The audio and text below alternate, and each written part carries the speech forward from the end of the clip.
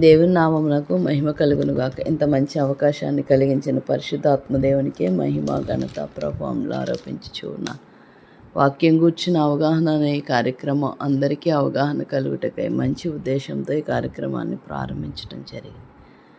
ఈ 1263 ఎపిసోడ్గా యెహోషువ గ్రంథం 21 అధ్యాయాన్ని మనం ధ్యానించుకుందాం. యాజకులకు లేవీలకు ఇచ్చిన పురాలను గురించి, వారికి లభించిన పట్టణాలను గురించి మనకి ఇక్కడ తెలియచేయబడతా ఉంది. అంటే 20 అధ్యాయం అంతా వారి ఆశ్రయపురాలను గురించి మనం తెలుసుకున్నాం. తర్వాత 21 అధ్యాయాన్ని మనం ఇప్పుడు ధ్యానించుకుంటా ఉన్నాం.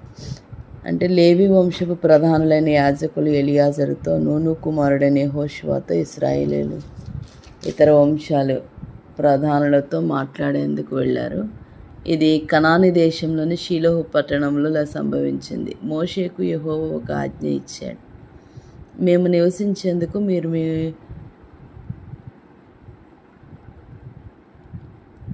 మాకు పట్టణాలు ఇవ్వాలని ఆయన ఆజ్ఞాపించాడు. మా పశువులు మేత మేసేందుకు పొలాలు కూడా మీరు మాకు ఇవ్వాలని ఆయన ఆజ్ఞాపించాడు అని లేవి ప్రధానులు వారితో చెప్పారు. కనుక యెహోవా ఆజ్ఞకు ఇశ్రాయేలు ప్రజలు విధేయులయ్యారు. లేవి ప్రజలకు వారి పట్టణాలు, ప్రాంతాలు ఇచ్చారు. కహాతు వంశంలో ఒక భాగం వారికి 13 పట్టణాలు ఇవ్వబడ్డాయి. యూదా, షిమ్యోను, బెన్యామీను వారికి చెందిన ప్రాంతాల్లో ఈ పట్టణాలు ఉన్నాయి. కహాతు వంశం లేవి వంశంలో ఒక భాగం. లేవి యాజకుడైన అహరోను సంతానం. కహాతు వంశంలోని మరొక భాగం వారికి 10 పట్టణాలు ఇవ్వబడ్డాయి. ఈ 10 పట్టణాలు ఎఫ్రాయిము, దాను, మనష్షే అర్ధగోత్రం వారి ప్రాంతాల్లో ఉన్నాయి. గెర్షోం వంశం ప్రజలకు 13 పట్టణాలు ఇవ్వబడ్డాయి. ఇస్సాకారు, ఆషేరు, నఫ్తాలి, బాషానులో మనష్షే అర్ధగోత్రం వారి ప్రాంతాల్లో ఈ పట్టణాలు ఉన్నాయి. మొరారి కుటుంబం వారికి 12 పట్టణాలు ఇవ్వబడ్డాయి. రూబేను, గాదు, జెబూలూనుకు చెందిన ప్రాంతాల్లో ఈ పట్టణాలు ఉన్నాయి. కనుక ఈ పట్టణాలు, వీటి పరిసర పొలాలు లేవి ప్రజలకి ఇశ్రాయేలీయులు ప్రజలు ఇచ్చారన్నమాట. ఇచ్చినప్పుడు మోషే యెహోవా ఇచ్చిన ఆజ్ఞకు విధేయులుగా వారు ఇలా చేశారనేది మనకి అర్థమవుతాం. యూదా, షిమ్యోనుకు చెందిన దేశం నుండి తీసుకునబడిన పట్టణాల పేర్లు ఇవి. మొదట నిర్ణయించబడిన పట్టణాలు కహత్ కుటుంబానికి ఇవ్వబడ్డాయి. లేవి ప్రజలు కిరియత్ అర్బా, హెబ్రోను దాని పొలాలు అన్నీ వారికి ఇచ్చారు. ఇది యూదా కొండ దేశంలో ఉంది. అనాకు తండ్రి అర్బా ఆ పట్టణం దగ్గరలో వారి పశువులను మేసేందుకు పొలాలు కూడా వారికి లభించాయి. అయితే కిరియత్ అర్బా చుట్టూ ఉన్న చిన్న పట్టణాలు, పొలాలు యెఫున్నె కుమారుడైన కాలేబుకు చెందినవి. కనుక హెబ్రోను పట్టణాన్ని వారు అహరోను సంతతి వారికి ఇచ్చారు. హెబ్రోను ఆశ్రయపట్టణం. అహరోను సంతతి వారికి లిబ్నా, ఎత్తీరు, ఎష్టేమోయ, హోలోను, దేబీరు, అయ్యేను, యుట్ట, బెత్షెమెషు పట్టణాలను కూడా వారు ఇచ్చారు. ఆ పట్టణాల చుట్టుప్రక్కల ఉన్న పొలాలన్నిటికీ కూడా వారు వీరికి ఇచ్చారు. ఈ 2 వంశాలకు ఇవ్వబడినవి 9 పట్టణాలు. బెన్యామీను సంతతి వారికి చెందిన పట్టణాలను కూడా ఈ అహరోను సంతతి వారికి ఇచ్చారు. ఈ పట్టణాలు గిబియోను, గెబ, అనాతోతు, అల్మాను. ఈ 4 పట్టణాలు వారి చుట్టూ ఉన్న పొలాలన్నిటినీ వారు వీరికి ఇచ్చినట్లుగా మనకు తెలియచేయబడుతుంది. కనుక యాజకులకు ఇవ్వబడిన పట్టణాలు ఇవన్నీ. ఈ యాజకులు అహరోను సంతానం వారు. మొత్తం మీద అవి 13 పట్టణాలు మరియు వాటి పొలాలు. కొహతి కుటుంబంలో ఇతర పట్టణాలకి పట్టణాలు ఇవ్వబడ్డాయి. ఈ పట్టణాలు ఎఫ్రాయిం వంశం నుండి తీసుకోబడ్డాయి. ఎఫ్రాయిం కొండ ప్రదేశం నుండి షెకెము పట్టణం. షెకెము ఒక ఆశ్రయపట్టణం. వారికి గెజెరు, కిప్సాయిము, బెత్హారాను కూడా ఇచ్చారు. మొత్తం మీద అవి 4 పట్టణాలు, వాటి పొలాలు. దాను వంశం వారికి ఎత్తేకే, గిబ్బేతాను, అయ్యాలోను, గాత్ రిమ్మోని ఇచ్చారు. మొత్తం మీద 4 పట్టణాలు మరియు వీటి పొలాలు. మనష్షే వంశంలోని సగం మంది తనాను, గాత్ రిమ్మోన్ వారికి ఇచ్చారు. ఈ 2 పట్టణాల చుట్టూ ఉన్న పొలాలు అన్నీ వారికి ఇవ్వబడ్డాయి. కనుక దీనితో ఇంకా 10 పట్టణాలు వారి చుట్టూ ఉన్న భూమి మొత్తం కొహత్ కుటుంబం వారికి ఇవ్వబడ్డాయి. లేవి వంశంలోని గెర్షోను కుటుంబం వారికి పట్టణాలు ఇవ్వబడ్డాయి.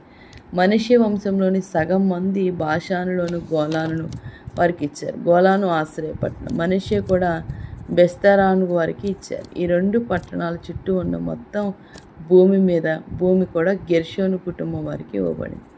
ఇస్సాకారు వంశం వారికి కిషియోను, దెబెరాతు, యర్మూతు, ఎన్గనీము ఇచ్చారు.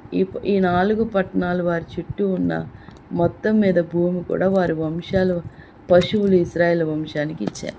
ఆషేరు వంశం వారికి మిషాలు, అబ్దోలు, హెల్కాతు, రెహాబు ఇచ్చారు. ఈ 4 పట్టణాలు వారి చుట్టూ ఉన్న మొత్తం భూమిని కూడా వారు ఈ పశువుల కోసం ఇచ్చారు.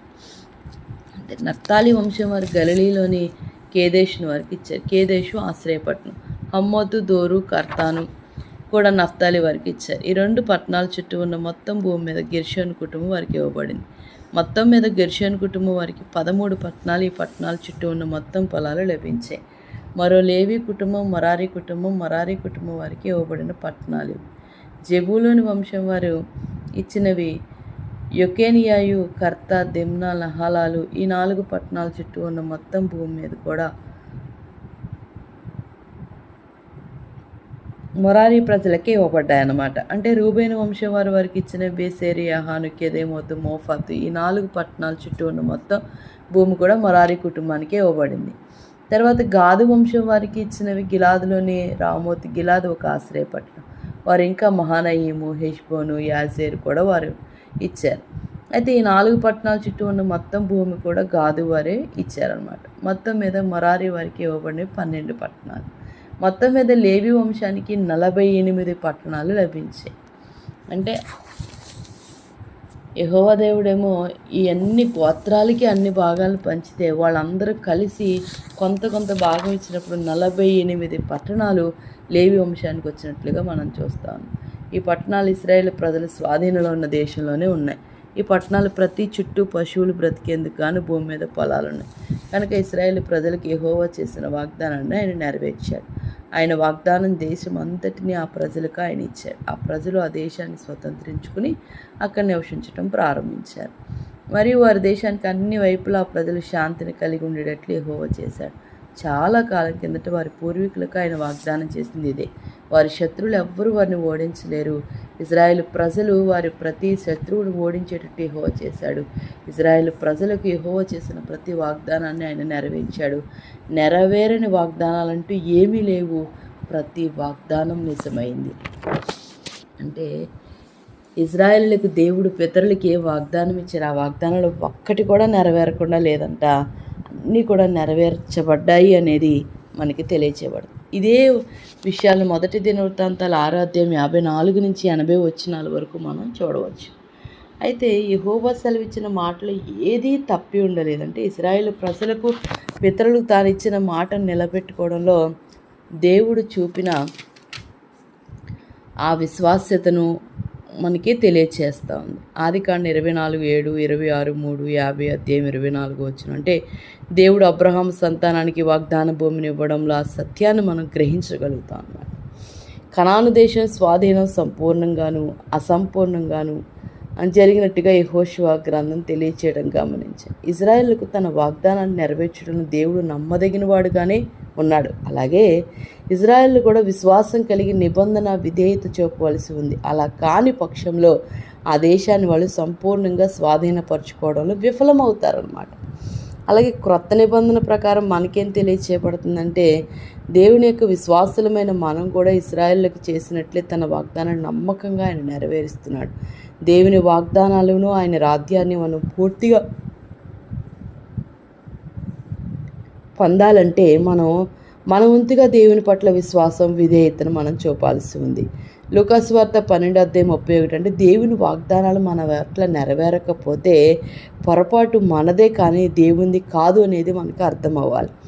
దేవుని రాజ్యాన్ని తన ప్రజలకు ఇవ్వడం అనేది దేవునికి ఒక కోరిక, ఆకాంక్ష అన్నమాట. అదే లూకా 12:32 మనం చూస్తాం. అంటే దేవుని మాట తప్పే దేవుడు కాదు, ఆయన సంపూర్ణంగా అన్నిటినీ నెరవేర్చేవాడు. పితరులకు ఎన్ని సంవత్సరాల క్రితమో ఇచ్చిన వాగ్దానం ఇజ్రాయేలుల పట్ల నెరవేర్చినట్లుగా మన పితరులకి, మన తల్లిదండ్రులకి మనకిచ్చిన వాగ్దానాలను మన ద్వారా మన బిడలకి అది నెరవేర్చడానికి ఆయన ఇష్టపడుతూ ఉన్నాడు. దేవుని రాజ్యాన్ని స్వతంత్రించుకోవడంలో మనము కూడా ఆయన మాటను వింటూ ఆయన రాజ్యం కొరకు ఎదురు చూస్తూ ఈ లోక మర్యాదను అనుసరింపక ఉత్తమమును అనుకూలమైన దాన్ని ఏర్పాటు చేసుకుని దేవుని కొరకు ఆయన చిత్తం మీద గ్రహించి మనం బ్రతకటం అనేది దేవుని యొక్క ఉద్దేశమైంది. కానీ మనం ఈ లోకం యొక్క ఆలోచనలు ఏమై ఉన్నాయి, ఈ లోకం తీరు ఎలా ఉందో, ఈ లోకం యొక్క పరిస్థితులు రాజీ పడిపోతూ మనుషుల వైపు వారి మాటల వైపు మ్రొగ్గుతూ దేవుని యొక్క చిత్తానికి దూరంగా ఉంటున్నాయేమో. అలాంటి ఉద్దేశం మన జీవితంలో కలిగి ఉండి దాన్ని నెరవేరుస్తున్నట్లయితే ఈ యొక్క ఉదయకాలం మన జీవితాన్ని మార్చుకుని దేవుని చిత్తాన్ని నెరవేర్చుదాం. అట్టి కృపను పరిశుద్ధాత్మ దేవుడు మనందరి కుటుంబాలకు అనుగ్రహించును గాక. ఆమేన్. ప్రార్థన చేసుకుందాం అండి. మహోన్నతుడా సర్వాధికారి అయిన తండ్రి, నీకే వందనాలు అయ్యా. అయ్యా లేవీలకు ఇచ్చిన పురాలను బట్టి మాట్లాడారు తండ్రి. లేవి సంతానం మీ పని చేస్తున్నప్పుడు వాళ్ళకి 40 పైగానే పట్టణాలను వారికి అనుగ్రహించారు. వారి పశువులు, వారి బిడ్డలు, వారి కుటుంబాలు పోషించబడడానికి నీవు ఎంతగానో అద్భుతం చేశారు అయ్యా. మునిపెన్నడూ చూడని ఒక నెమ్మదిని ఆ దేశంలో వారు చూసినట్లుగా మేము చూస్తూ ఉన్నాం.